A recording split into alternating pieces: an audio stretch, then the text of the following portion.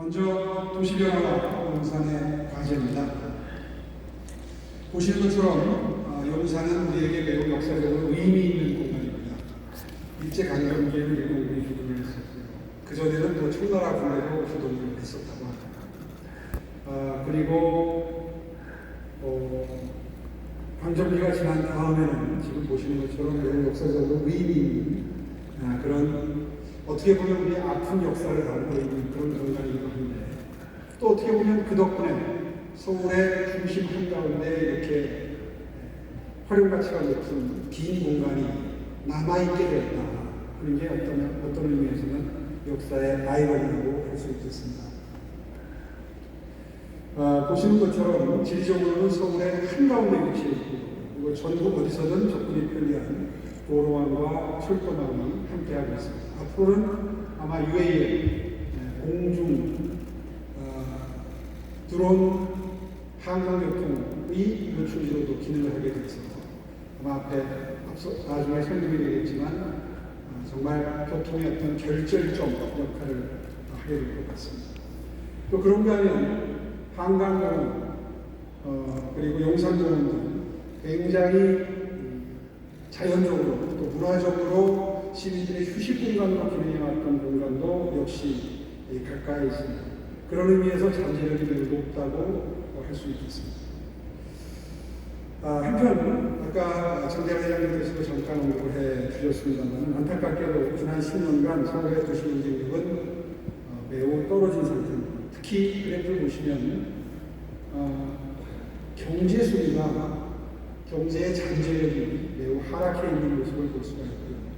그래서 아까 언급하신 대로 런던의 카나리 워프나 뉴욕의 허드슨 야드처럼 도시 경쟁력을 향상시킬 수 있는 어떤 핵심적인 역할을 하는 포인트로서의 지역으로서의 기능을 부여할 수밖에 없다, 부여해야 된다는 역사적 소명이 느껴지는 공간이기도 합니다. 세계 대도시들이 쇠퇴한 도시 공간을 적극적으로 개발해서 도시 경쟁력을 높여왔습니다.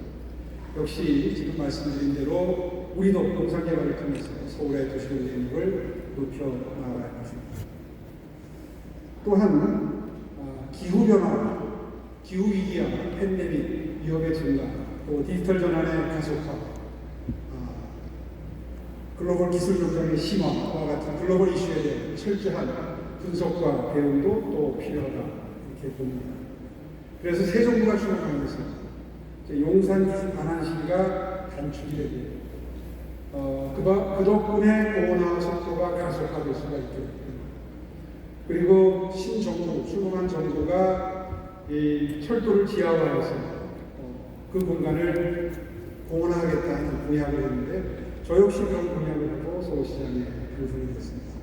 이런 몇 가지 요소들이 결합이 돼서 큰 변화의 최적의 시기가 다가오고 있다, 이렇게 보고 있습니다. 자, 그렇다면 지금부터 그런 여건 변화에 대한 따른 서울시의 대응과 도시정책을 설명드리도록 하겠습니다. 방금 전에 말씀드린 대로 작년에 제가 보궐적으로 취임하고 나서 서울시의 10년 미래를 내다본 서울비전 2030이라고 하는 계획을 만들어서 발표했고요. 꽤 공을 들여서 준비한 비전입니다. 거기에 더해서 2040 서울 도시기본 계획이라는 걸 또 만들어서 이제 올해 중에 완전히 확정해서 발표를 할 내용입니다. 이미 뉴스를 통해서 다 공개가 됐던 내용인데요. 순서대로 보겠습니다. 서울비전 2030은 상생도시, 그리고 글로벌 선도도시, 안심도시, 미래 감성도시, 이렇게 크게 4개의 축으로 비전하우스를 만들었는데요. 제가 요즘에 약자와의 동행을 극적 강조하는 걸 아마 눈여겨보고 계실 겁니다. 그 내용이 첫 번째 상생도시 부분의 핵심 내용이고요. 나머지 3개의 도시, 글로벌 선도도시, 안심도시, 미래 감성도시 3개를 합쳐서 매력이라는 키워드로 표현을 합니다. 그래서 민선 8기 서울시의 모토는 동행 매력특별시 서울로 정해집니다. 그러니까 앞으로 동행 매력특별시를 보시게 되면 동행은 약자와의 동행, 어려운 사람들 보듬겠다는 얘기구나. 매력, 세계적으로 경쟁력을 갖춘 그런 도시를 만들겠다는 내용이구나, 이렇게 보시면 되고요. 그 한가운데에 용산이라고 하는 도시계획도 중요한 축으로 자리 잡고 있다. 이거를 이해해 주시면 좋겠습니다.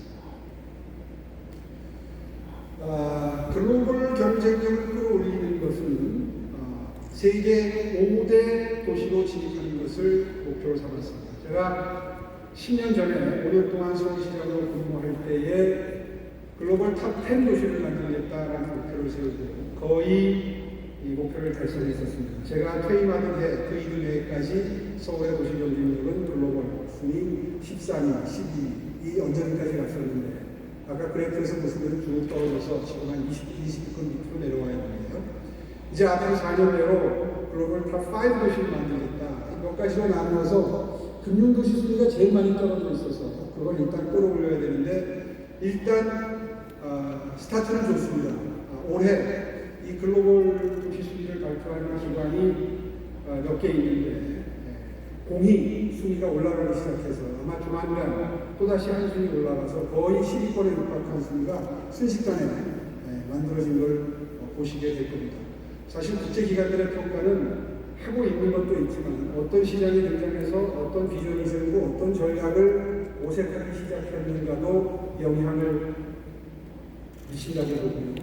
그런 의미에서 스타트는 매우 순조롭다 이렇게 스스로 자부합니다. 그 외에 최근에 서울이 문화 예술의 중심 도시로 프리즈도 보셨고 다 보셨는데요. 그 가능성은 충분합니다. 또 관광도시 제가 10년 전에 관광객 500만을 때 취임해서 1000만 만들겠다고 할 때 다 비웃었습니다만 제 퇴임한 그 해에 그 이듬해에 1000만 달성했거든요. 이번에는 2800만 만들어 보겠다 이런 목표를 세웠습니다. 앞으로 서울의 관광 투어리스트 스팟을 좀 많이 만들겠다 하는 계획을 얼마 전에 발표했는데요. 그 외에 R&D 투자 그리고 창업도시 순위도 최근에 급상승하기 시작했습니다. 얼마 전에 그 순위를 매기는 평가기관에서 발표를 했는데 순위가 몇 개 단위 또 올랐습니다. 작년에 올해 새로운 시도들을 많이 하고 있는데요. 이제 내일부터 시작해서 트라이 에브리띵이라고 해서 매경과 함께 창업이 손쉬운 그런 환경을 비일시 환경을 만드는 투자가 이미 시작이 됐습니다. 하나하나 보겠습니다. 하늘길, 물길, 지하도로를 보고 계시는데요. 아까 말씀드린 것처럼 용산은 이 세 개의 어떤 교통의 중심축이 될 수 있는 위치입니다. 이따가 다시 한번 그림을 보여드리겠습니다.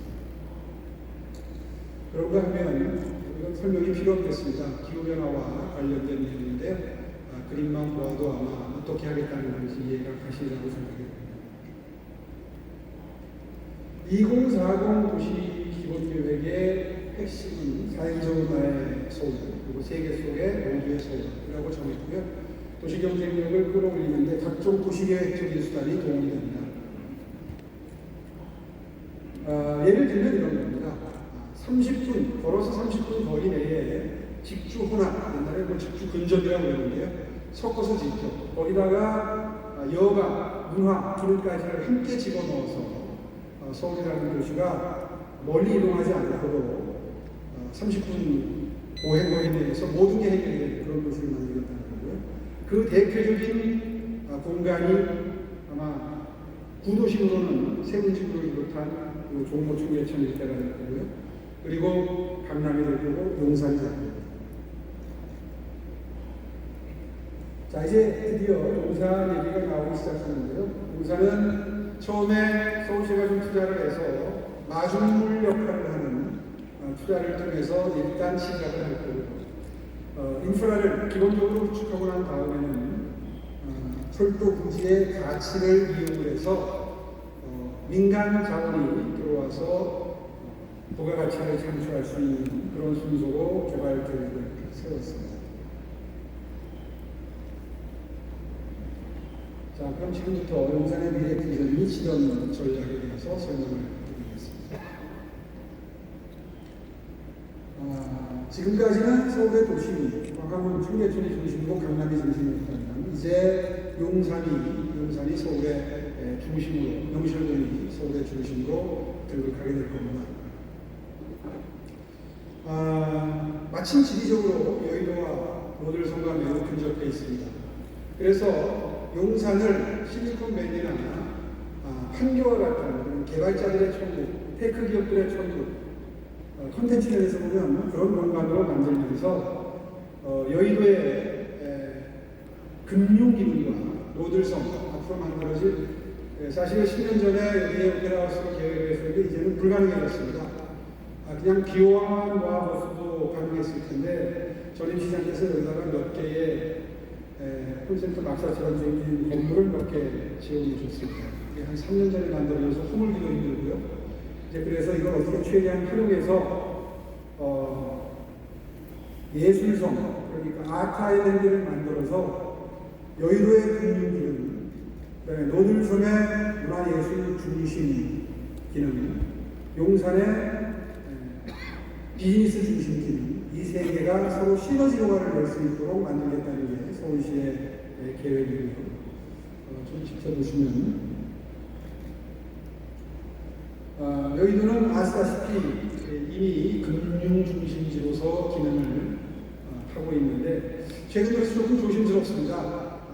성과가 한번 써질 때마다 국채은행이나 금융기관들을 저기 부산이나 전주나 이런 데 계속 옮기고 있기 때문에 금융 중심지로서의 기능이 조금 위협을 받고 있습니다. 그럼에도 불구하고 서울시는 핀테크를 중심으로 해서 금융 중심지로, 아시아의 금융 중심지로 만든다는 비전을 계속해서 추구해 나갈 생각이고요. 거기에 더해서 지금 노들섬을 예술섬을 만들겠다 이렇게 말씀을 드렸는데 제가 얼마 전에 발표했던 그레이트 선셋 한강 프로젝트와 연결해서 그 중심 공간으로 한번 만들어 보려고 합니다. 지금 이 스페인의 세비야의 메트로폴 파라솔 이게 지금 나무를 만드는 건데요. 목적은 건축물인데 이 위에 올라가면 세비야시 전체를 조망할 수 있는 관광 포인트입니다. 그러니까 이제 기왕 만들어져 있는 노들섬의 어찌할 수 없는 건축물을 가급적이면 부수지 않고 활용을 하면서 그 위에 멋진 대형 구조물을 올려서 노들섬을 1년 365일 버스킹과 미술 조각 전시회와 각종 문화예술 행사가 2년 동안 1년 365일 끊이지 않는 그런 예술섬을 만들어서 아까 말씀드린 대로 이제 그런 트라이앵글의 기능을 부여하겠다는 건데요. 그 예시로는 하나 지금 보고 계시는 거고 이런 식의 뭔가가 노들섬 위로 올라가게 됐고요. 그런데 용산하고 시너지가 되겠죠. 이제 그렇게 해서 이미 대통령 집무실이 옮겨가는 이 용산이 용산 국제어문식으로 개발이 되는데 그곳에서 멀지 않은 곳에 미군이 주둔했던 용산 공원이 또 있습니다. 그래서 그것과 연결해서 녹지축이 연결이 되면서 이 용산이 새로운 변화를 맞이하게 됩니다. 용산의 컨셉은 이렇게 잡았습니다. 융복합 국제어문, 녹지 생태도시, 그리고 입체 교통도시, 그리고 스마트 도시, 네 가지 컨셉으로 잡았는데요. 하나하나 보시면 먼저 용산 국제어문시구는 아까 말씀드린 대로 집주 근접 내지는 집주 혼합, 그러니까 삶의 주거 형태와 비즈니스가 함께 어우러져서 건축물이 올라가게 될 거고요. 그 가까운 거리 내에 여가 시간을 보낼 수 있는 공간들, 그리고 문화예술 활동이 함께 펼쳐질 수 있는 건축물이 함께 들어가게 될 거고요. 그것이 컨셉별로 이렇게 결합이 돼서 군데군데 구획이 돼가지고 배치가 될 겁니다. 또 하나 아까 말씀하신 대로 하이테크 기업들이 들어오기에 아주 좋은 환경을 조성하겠다는 거고요. 거기에 더해서 마이스, 다시 말해서 대형 관광, 또 큰 컨벤션 이런 기능들이 함께 들어가는 공간들이 들어가게 될 거고요. 거기에는 외국인 정주환경, 다시 말해서 이곳에 들어오고 싶은 또 들어와야 할 외국의 테크 기업들, 이런 데 근무하는 상사 주재원들, 그 가족들이 일상생활에 늘 즐거움이 넘치도록 하는 외국인 정주 환경도 함께 나라를 만들어 놓겠다. 거기에 더해서 용산공원과는 이렇게 녹지축으로 연결이 되어 있고, 그 다음에 철도부지도 지하화하게 돼서 지하화하고 그 위에는 서명공원, 지금 우리가 연트럴 파크에서 보는 그런 아주 핫한 장소죠. 저희들한테 홍대 앞 마포 쪽 이쪽을 걷게 되면 굉장히 많은 분들이 즐기고 있는 모습을 현재도 볼 수가 있는데, 그 근처가 아주 장전 그렇게 엄청나게 변했습니다. 그런 모습이 이쪽 용산에서 한강까지 출도를 통해서 그런 변화가 만들어지게 됩니다. 이제 그런가 하면 이 예시도는 얼마 전에 세운지구 보고를 받을 때 보았던 거를 여기다가 포함을 시켜봤습니다. 지상 눈높이에서, 보행자 눈높이에서 볼 때에 녹지만 보이도록 설계한 걸 보여줬다는 야심찬 계획을 세워봤습니다. 물론 하이라이트도 올라가게 될 텐데요. 우리 서울 시민들이 이 용산에 들어가서 걸으실 때에는 눈높이에서는 넓게 펼쳐진 잔디밭과 나무 숲만 보이도록 설계하겠다는 게 저희들의 개념 계획이고요. 그 모습을 지금 위에 두 개의 예시를 통해서 보실 겁니다. 아마 건축을 전문으로 하시는 분들은 이게 어떻게 건물을 배치하게 될지 상상이 가실 겁니다. 그러니까 1층을 약간 안쪽으로 치고 있는 겁니다. 그래서 그쪽에 녹지 공간을 넓혀서 굉장히 큰 시야에 녹지가 들어올 수 있도록 배치가 되는 그런 계획을 지금 보고 있습니다. 이런 분위기의 도시를 만들겠다. 아울러서 보행을 하는데 1층 지상면만 보행면으로 쓰는 게 아니라 건물을 중간중간 연결해서 건물과 건물 사이를 걸어서 이동할 수 있도록 최대한 그런 구조를 만들어 놓겠다는 거고요. 아울러서 지하에도 여러 나라를 다녀보면 지하의 보행 공간이 굉장히 시민들께 즐거움을 줍니다. 쇼핑 공간도 그렇고. 그래서 그렇게 제공되겠다는 개념 계획을 한번 세워봤습니다. 예시도를 보시겠습니다. 이 얼마 전에 제가 방금 싱가포르의 마리나 원이라는 걸 봤는데요. 생각보다 굉장히 잘 배치가 되어 있어서 건물과 건물을 오가면서도 전혀 공중에 떠 있는 듯한 느낌이 들지 않더라도 잘 소개가 되고 배치가 된 건축물의 대표 사례를 보고 와서 이걸 일부러 여기 한번 소개해 봤습니다. 그런가 하면 지하는 보행로가, 지하 1층이 보행로예요. 지하 2, 3층이 이제 지하 도로가 연결이 되는데, 지하 1층은 내부 순환 도로가 들어가겠고요. 지하 2, 3층은 옆에 관광 분로나 한강 대로와 연결이 되는 일종의 이제 서클이죠. 인터체인지 같은 역할을 하게 큰 모양의 그런 구상을 지금 하고 있습니다.